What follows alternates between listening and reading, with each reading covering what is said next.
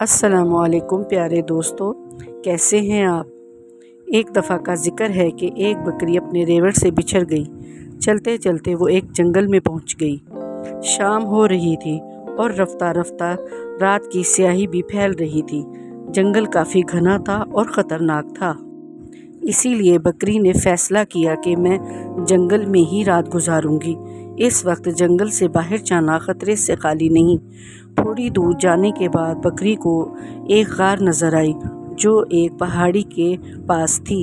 بکری کو رات گزارنے کے لیے یہ غار پسند آئی اور وہ غار کے اندر چلی گئی اور ایک کونے میں جا کر بیٹھ گئی۔ اتفاق سے اس غار میں ایک خونخوار شیر بھی رہتا تھا جو اس وقت غار کے اندر ہی موجود تھا۔ شیر کو دیکھ کر بکری بری طرح ڈر گئی۔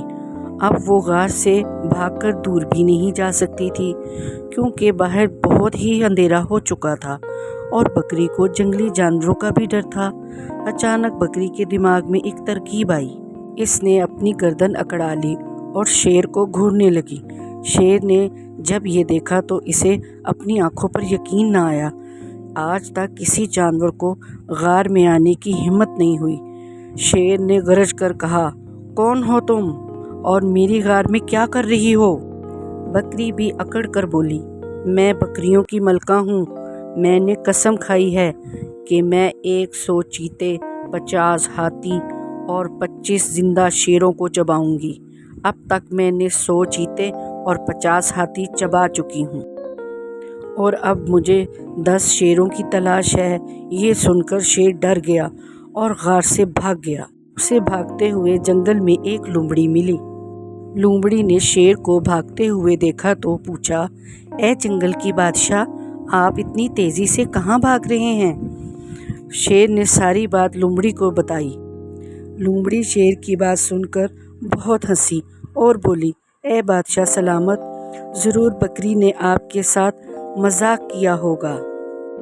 بھلا ایک بکری ایسا کیسے کر سکتی ہے؟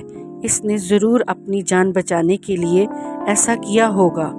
آؤ غار میں واپس چلتے ہیں، آج تو بیٹھے بٹھائے دعوت ملی ہے۔